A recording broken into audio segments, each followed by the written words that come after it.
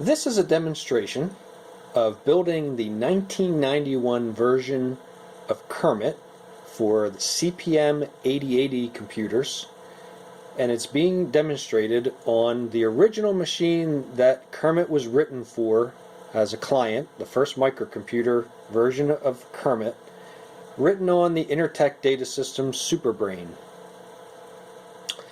Let me give you an overview and start the build, and then I'll tell you more about that. So, there are a set of files that make up Kermit on the B drive. They look like this. And then there are some on the A drive, where I'm at now. There is a copy of LASM and mload, which are the two tools. Two files from up in the assembler area need to be assembled, and then the object modules need to be linked together with mload. I wrote a simple submit file to handle the build for me,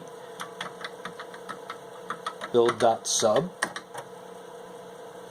and so it does a LASM, another LASM, and then the mload, and that's pretty much it. That's all there is to it.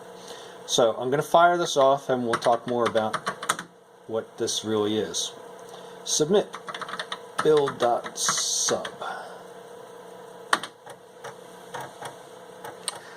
Alright, we're going to see this hit a few, hit the B drive a few times, and then we'll zoom back in again and watch it.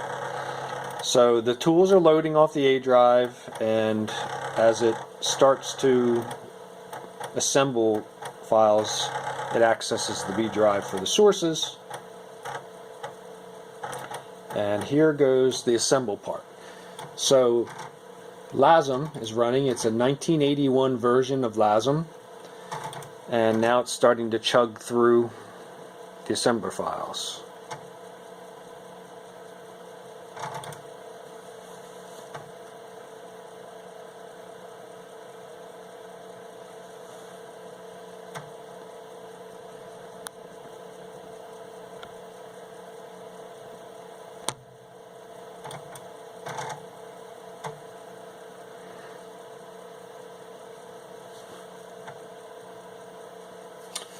Okay, so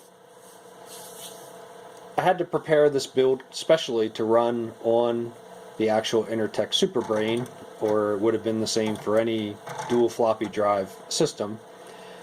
The source files by 1991, this began in 1980, so by 1991 this version of Kermit, the source files had grown to be too big for floppy disk drives.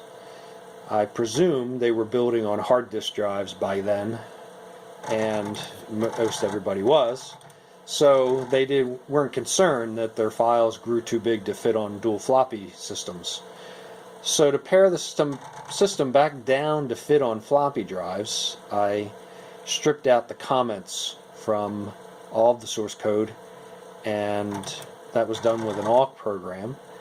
And then the sources fit easily on one floppy disk drive, which allowed me to put source on B drive and the tools on the A drive, and to write the byproducts of the assembly and link system onto the A drive. So that's what's going on here. It's chugging through the assembly files. So what's going on here is about 2/3 of the files, assembly language files, are generic to all of the variants of Kermit that run on CPM 8080 computers. So that's like 1/2 of the system. When this phase is done, it goes on to the device dependent portion, of which the balance of the assembler files are comprised of, and those files have code that is specific to each machine or sets of machines, and depending on the configuration brings in certain pieces of code that function on the particular computer that you're trying to build on. So we'll talk about that device-dependent section when it starts building that. It's a two-pass assembler process, so it builds from CPS cur down to CPS DAT, and that's the device-independent portion. It's now on phase 2. It's 1, 2, 3, 4, 5 files into the second pass of the assembler.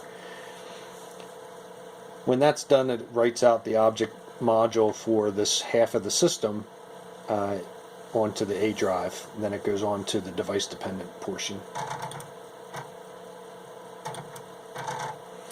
So as I alluded to, Kermit was written back in about 1980 to function at the University of Columbia as a user-student smart terminal and file transfer system to talk to their DEC System 20 and IBM mainframes.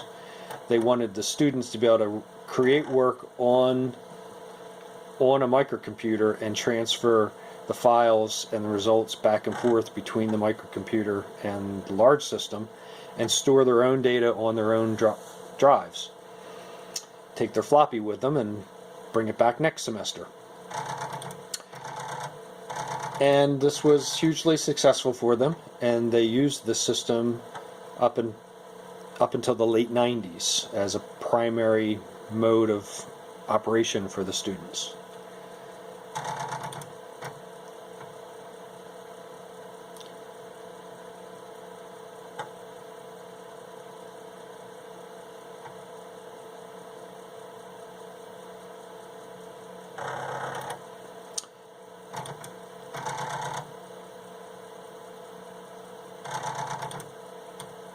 So I mentioned that when this is doing an assemble, the first file in the section of the system that you're assembling is referenced in the assemble command.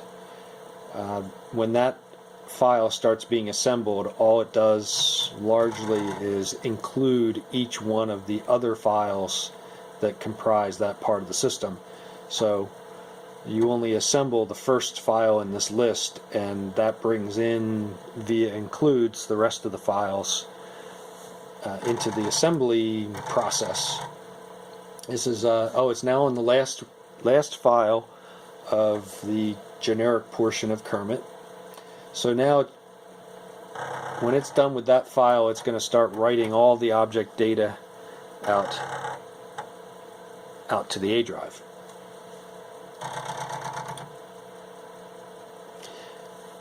Once it's written all the object data, then it can go on to the device-dependent portion. There it goes, end of assembly.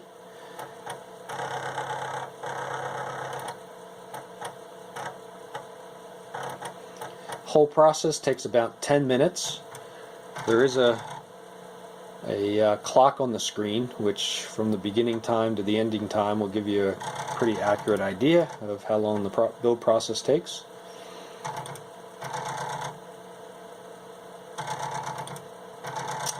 Now it's chugging through the device-dependent portion that begins with cpx-typ file. Now it's that file that you go into and declare which version of Kermit for what computer you want to build Kermit for. So in there I had to tell it I wanted a Superbrain, and I had to also tell it that I wanted to use the AUX port.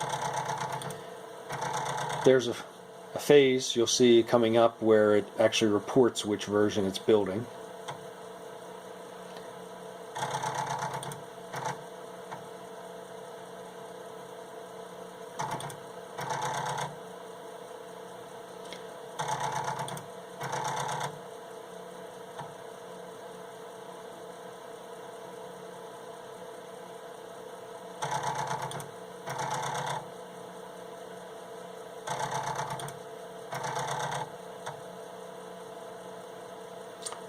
And there it is.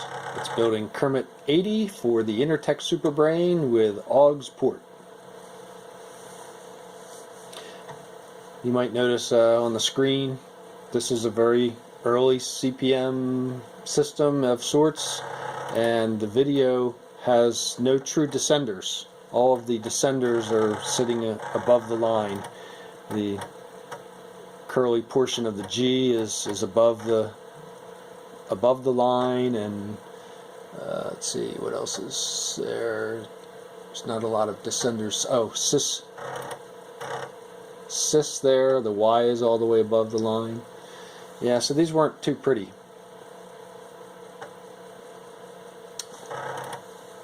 Okay, now we're onto the M load. So it's now linking the CPS cur and CPX tip type modules together, and it's going to produce Kermit.com because of the syntax here, Kermit equals.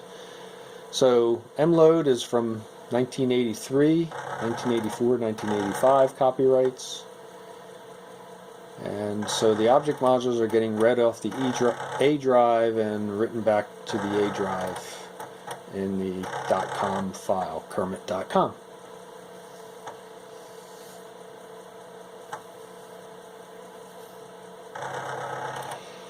The purpose of all this was for my exhibit. I wanted to demonstrate doing a full build of the same Kermit program that I was going to demonstrate running. And we're done now. And we did in fact produce a Kermit.com. We know that because it was deleted at the beginning. And this works now. We can run it. And it executes and gives us the Kermit prompt, from which you can issue all kinds of interesting Kermit commands. Kermit-80, prompt with the A drive, and it says for help, type shift ? And you get a list of commands. And that concludes the build and verifying that the executable works. Thanks for watching.